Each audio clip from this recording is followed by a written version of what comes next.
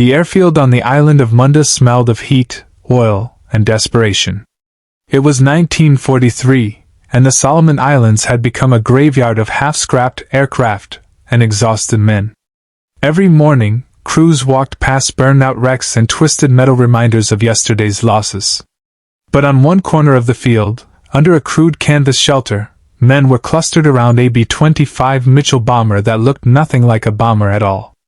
Captain Victor Hale stood with his arms folded, face striped with grease, jaw clenched as he watched an engineer shake his head.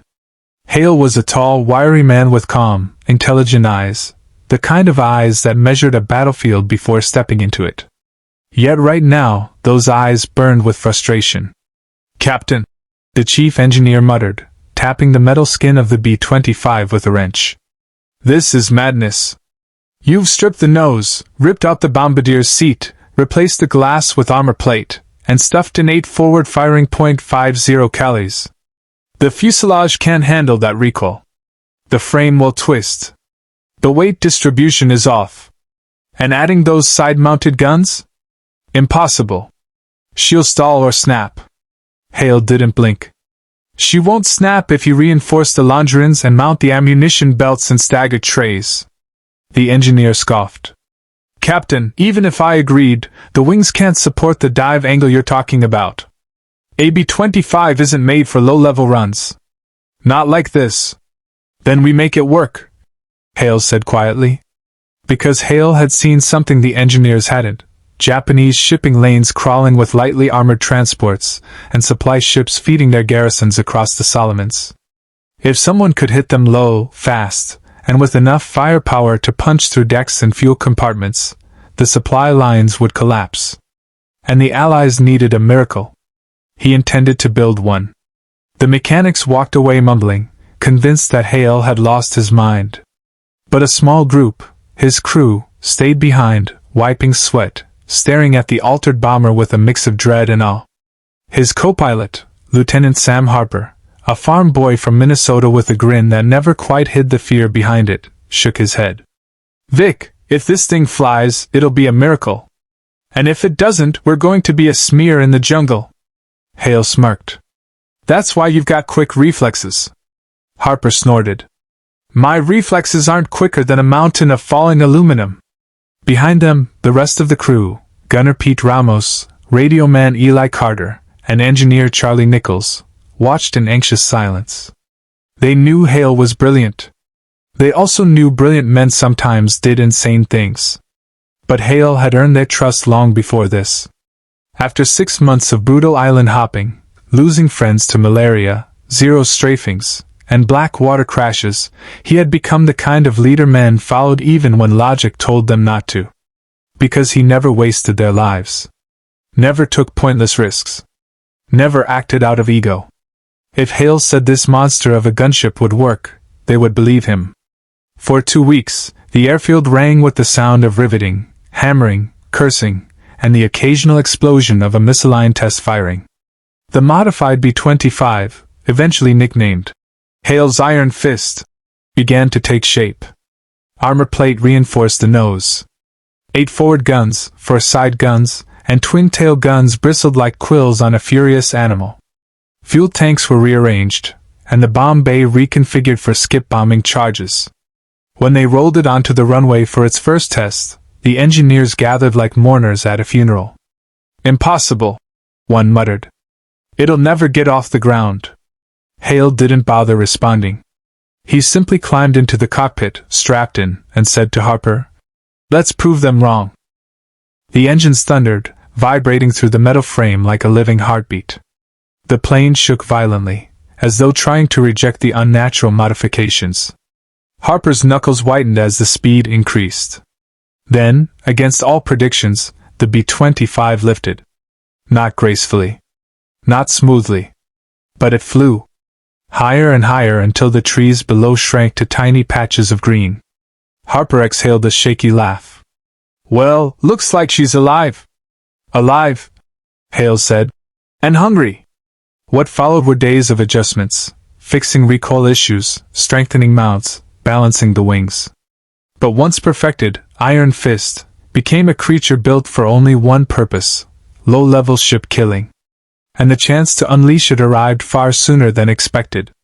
One evening, scouts brought word of a massive Japanese convoy steaming through Kula Gulf, 12 ships, including troop transports, fuel carriers, and 2 small escort destroyers. If those ships reached Kalimbangara, the Japanese stronghold would become nearly impregnable. Commanders doubted any attack aircraft could stop a convoy that size. Too many guns. Too much flak. Too little time.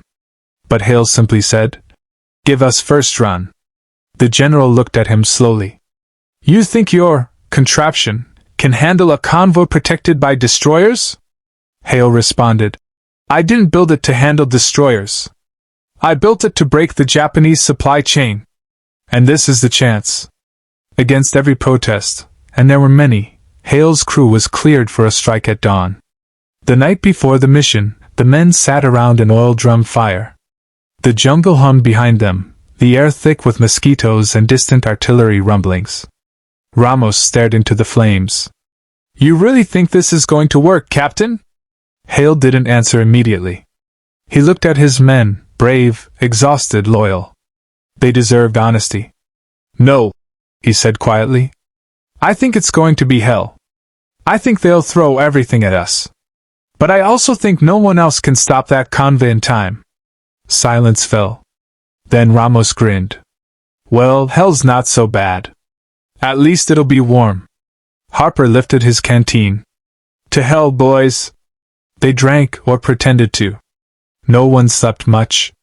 At dawn, the engines roared to life. Mist clung to the trees as the plane gathered speed, its shadow cutting through the humid light before lifting toward the sea. The convoy was exactly where the scouts had reported, 12 dark silhouettes cutting through the water, glinting in the early sun. Smoke rose in thick plumes from destroyer stacks. Anti-air gunners were already at their stations. "Holy Mother!" Harper whispered. "That's a lot of ships." Hale lowered the plane until its wheels seemed to skim the waves. "That's why we brought a lot of guns." The first destroyer spotted them. Sirens wailed. Tracers streaked upward like furious fireflies. The air roared with explosions. Hale pushed the throttle forward. Iron Fist became a blur of metal and thunder. The forward guns erupted, spitting streams of fire that shredded deck gunners and punctured fuel drums. The destroyer turned hard, firing wildly, but Hale aimed for the convoy's soft underbelly, the transports. They lined up on the first troop carrier at 30 feet above the water. Harper braced as Hale released 2 skip bombs. They skipped across the waves like stones, then slammed into the hull. Flame blossomed upward like an orange flower. Men screamed. Smoke towered. The ship began to list. "One down," Ramos shouted from the rear. "God Almighty!" But the Japanese gunners rallied fast. Flak burst all around them, rattling the fuselage so violently that rivets snapped loose and ammo trays clanged against the walls. "We're taking hits!" Eli Carter yelled. Hale didn't flinch. He banked hard, lined up on the next ship, a fuel carrier with red-striped barrels stacked on deck. He opened all 8 forward guns. The carrier's deck erupted in sparks. The fuel drums ignited, and a chain of explosions ripped the ship apart. Flames leapt across the water. "That's 2!" Harper gasped. "Keep counting," Hale muttered. For 3 hours they wove through hell. Every pass brought them within yards of death, tracer lines slicing past the cockpit, flak tearing chunks from the wings, the tail guns spraying desperately as Zero fighters dove from the clouds. But the impossible, Gunship did exactly what it had been built to do. It killed ships. One by one, Hale targeted transports, ammo ships, and supply barges. Skip bombs blasted hulls open. Strafing runs cut fuel lines and detonated ammunition stores. Harper kept the engines screaming even when oil pressure dropped dangerously low. By midday, 5 ships were burning. But the Japanese had enough. The remaining destroyers swung around, blocking their approach to the convoy's last 7 vessels. It unleashed a storm of flak so dense it looked like a wall of black smoke. Harper's voice shook. "Vic, we can't break through that. It's suicide." Hale breathed slowly. If we don't, those ships reach Kolumbangara. Vic, the engines are overheating. We finish this. With steady hands, he brought the B-25 to wave-top height. The destroyer's guns depressed, adjusting, firing. Shells geysered water into the air. One clipped the left wing, sending a tremor through the whole plane. Another ripped through the tail. Ramos screamed, "We lost left tail gun! I can't cover you!" But Hale didn't pull back. He aimed straight at the destroyer. At the last moment, he jerked the controls, skimming along the starboard side so close he could see the terrified faces of the gunners. The forward .50 Kellys shredded men and metal alike. Then Hale released the last two bombs. They struck home, detonating under the destroyer's center hull. The ship split open like a cracked egg. And still they weren't done. For 2 more days, Hale and his crew hunted survivors of the convoy, damaged transports attempting to flee, small barges trying to hide near jungle coastlines. By the time the 3rd day ended, 12 Japanese vessels lay at the bottom of the Gulf, smoke drifting above the water like ghosts. When Iron Fist limped back to base late that evening, its engines coughing, its skin riddled with more than 200 bullet holes, the entire airfield gathered around the runway. Mechanics, pilots, medics, cooks, everyone. The plane touched down, bounced dangerously, then rolled to a trembling stop. The men climbed out in silence. Then the cheering began. Hale, exhausted and subcovered, managed a faint smile as the engineers approached. The same engineers who had called his creation impossible. One of them, the chief mechanic, swallowed hard before speaking. "Captain, what you did out there wasn't possible. But you did it anyway." Hale nodded. "It wasn't me. It was all of us." But privately, he knew something else. It was the belief that impossible things are only impossible until someone proves otherwise.